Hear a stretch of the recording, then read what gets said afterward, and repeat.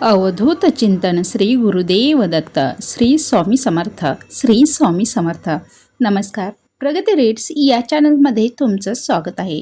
आज आपण श्री गरुड पुराण या ग्रंथातील प्रेतकांड हा भाग पाहणार आहोत. हा अध्याय 13वा आहे. 12व्या अध्यायामध्येही प्रेतकांडाचा काही भाग आपण पाहिलेला आहे. आज राहिलेला भाग पूर्ण करूयात. तरी शेवटपर्यंत नक्की ऐका. आपल्या चॅनलवर विविध ग्रंथाचे ओव्यासहित पारायण वाचन तसेच मराठीत अर्थाचे व्हिडिओ टाकलेले आहेत. तरी चॅनलला व्हिजिट देऊन नक्कीच पाहून घ्या. चॅनलवर नवीन असाल तर प्लीज चॅनलला सबस्क्राईब करून बेल आयकॉन नक्की दाबा, म्हणजे नवीन व्हिडिओ तुमच्यापर्यंत नक्की पोहोचतील. गरुड पुराणातील अध्याय 13 हा प्रामुख्याने पिंडीकरण विधी, पितृकार्य आणि मृत्यूनंतर आत्म्याला पितृलोकात स्थान मिळण्यासाठी करावयाच्या कर्माबद्दल सांगतो. हा अध्याय असे स्पष्ट करतो की 10वे, 12वे, 13वे दिवस हे मृत व्यक्तीच्या आत्म्यासाठी अत्यंत महत्त्वाचे असतात. हे तुम्हाला थोडीफार माहिती नक्कीच आहे. पुढे पाहूया सपिंडीकरण म्हणजे काय. अध्याय 13 मध्ये सर्वात महत्त्वाचा विषय म्हणजे सपिंडीकरण. सपिंडीकरण म्हणजे काय ते आता आपण सविस्तर पाहूयात. सपिंडीकरण म्हणजे मृत व्यक्तीचा आत्मा प्रेत अवस्थेतून बाहेर पडून पितराच्या पंक्तीत सामील होणे. म्हणजे मृत व्यक्तीचा आत्मा प्रेत अवस्थेतून बाहेर पडून पितराच्या पंक्तीत सामील होणे. मृत व्यक्तीचा आत्मा स्वतंत्र प्रेत न राहता तो वेगळा होणे, आपल्या वंशातील पितरामध्ये सामील होतो आणि पितृलोकाचा अधिकारी बनतो. पुढे पाहूयात सपिंडीकरण हा का आवश्यक मानले जाते. या अध्यायात सांगितलं आहे की मृत्यूनंतर आत्मा काही काळ अस्थिर असतो. तो प्रेत अवस्थेत राहतो, त्यामुळे त्याला भूक, तहान, दुःख जाणवते, भीती आणि एकटेपणा वाटतो. यममार्गातील त्रास सहन करावा लागतो. तो त्रास आपण मागे केलेल्या कर्मावर अवलंबून असतो. सपिंडीकरण झाल्यावर आत्म्याला स्थैर्य मिळते आणि त्याचा पुढील प्रवास सुकर होतो, असे वर्णन आहे. जर तुम्ही चांगलं कर्म केलं असेल तर तुमचा प्रवास सुखकर होईल आणि जर वाईट कर्म केलं असेल त्याचे पापाची फळे नक्कीच भोगावी लागतात. पुढे पाहूया सपिंडीकरण विधीमध्ये काय होते. अध्याय 13 मध्ये सांगितलं आहे की या विधीमध्ये मृत व्यक्तीसाठी आणि त्याच्या पितरासाठी पिंड अर्पण करून एकत्रीकरण केले जाते. यामध्ये मृत व्यक्तीसाठी स्वतंत्र पिंड, आधीच्या 3 पिढ्यातील पितरासाठी पिंड, हे सर्व पिंड एका धार्मिक पद्धतीने जोडले जातात. याचा अर्थ असा की मृत व्यक्तीचा आत्मा आता वंशाच्या पितृशक्तीत सामील झाला आहे.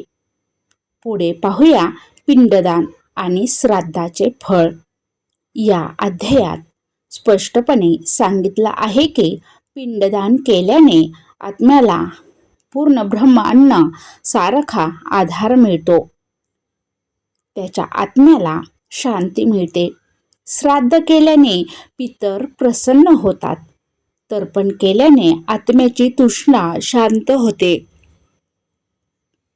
या विधीचे फळ असे सांगितले आहे की आत्म्याला यमलोकातील कष्ट कमी होतात. जर तुम्ही पिंडदान व्यवस्थित केलं तर त्या आत्म्याला यमलोकात कमी कष्ट होतात आणि पुढील गती चांगली मिळते. पुढचा भाग पाहूया योग्य वेळ आणि नियम. सपिंडीकरण करण्याची योग्य वेळ. सपिंडीकरण योग्य वेळी आणि योग्य विधीने केले पाहिजे. सामान्यत ते 12वा दिवस किंवा 13वा दिवस किंवा पुरोहितांच्या सल्ल्याने ठरलेल्या दिवशी केले जाते. यामागील हेतू असा की आत्मा प्रेत अवस्थेत जास्त काळ राहू नये. ज्यावेळेस शरीर मृत्यू पावलेलं असतं आणि आपण त्याला विधी देतो, दहन देतो, त्याच्यानंतर 10व्या दिवसापर्यंत आत्मा खालीच असतो. पुढे पाहूया विधी न केल्यास काय होते. अध्याय 13 मध्ये धार्मिक दृष्टिकोनातून असे सांगितलं आहे की जर सपिंडीकरण आणि श्राद्ध योग्य रीतीने झाले नाही तर आत्मा भटकंती करू शकतो, घराच्या आसपास राहू शकतो, मानसिक अस्थिरतेत राहतो, पितृलोकात प्रवेश मिळण्यास विलंब होतो. म्हणून हा विधी केवळ परंपरा नाही तर धर्माचे कर्तव्य मानले आहे. पुढे पाहूया पुत्रधर्म आणि कुटुंबाचे कर्तव्य. या अध्यायाचा एक महत्त्वाचा संदेश म्हणजे पुत्रधर्म. यात असे सांगितले जाते की आई वडील किंवा वडीलधारे गेले की त्यांचे विधी करणे, त्यांना पितृलोकांची गती मिळवून देणे हे पुत्राचे कुटुंबाचे कर्तव्य आहे. हा अध्याय लोकांना कृतज्ञता आणि धर्मपालन शिकवतो.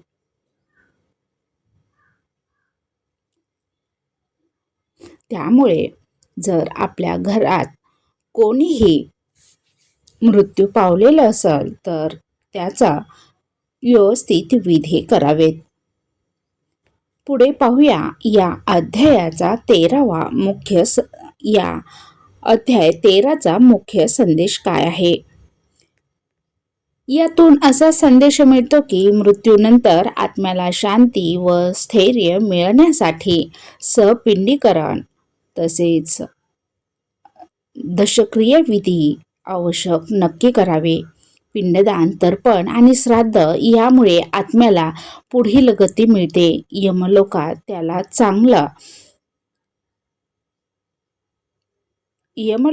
त्याला चांगली गती मिळते.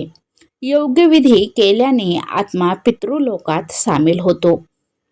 कुटुंबाने श्रद्धेने हे कर्म केल्यास पितर प्रसन्न होतात. याचा निष्कर्ष म्हणजे मृत व्यक्तीचा आत्मा प्रेत अवस्थेतून मुक्त होऊन पितरांमध्ये सामील व्हावा यासाठी संपिंडीकरण विधी अत्यंत आवश्यक मानला जातो. आपल्या इथे त्याला 12वा किंवा 13वा असे म्हणतात. हा विधी आत्म्याला शांती, पुढील गती आणि पितृलोकांचे स्थान मिळवून देतो. ही होती गरुड पुराण प्रेतकांड अध्याय 13 मधील सपिंडीकरण विधी आणि त्यामागचा खरा अर्थ. या अध्यायातून आपल्याला हेच शिकायला मिळतं की मृत्यूनंतर आत्म्याला शांती व पुढील गती मिळण्यासाठी पिंडदान, श्राद्ध, तर्पण आणि सपिंडीकरण हे विधी अत्यंत महत्त्वाचे मानले गेले आहेत. तरी सर्वांनी न चुकवता हे विधी आपल्या कुटुंबातील मृत्यू पावलेल्या व्यक्तीसाठी नक्की करावे. आपल्या पितराप्रती श्रद्धा ठेवून केलेले हे कर्म केवळ परंपरा नाही तर धर्म आणि कर्तव्य आहे. जर तुम्हाला हा व्हिडिओ उपयुक्त वाटला असेल तर लाईक करा, चॅनलला शेअर करा आणि इतरांना शेअर करा आणि चॅनलला आपल्या सबस्क्राईब नक्की करा. अशाच आध्यात्मिक माहिती करता पुढचा अध्याय पाहण्यासाठी तयार राहा. काही चुकलं असेल तर क्षमा असावी.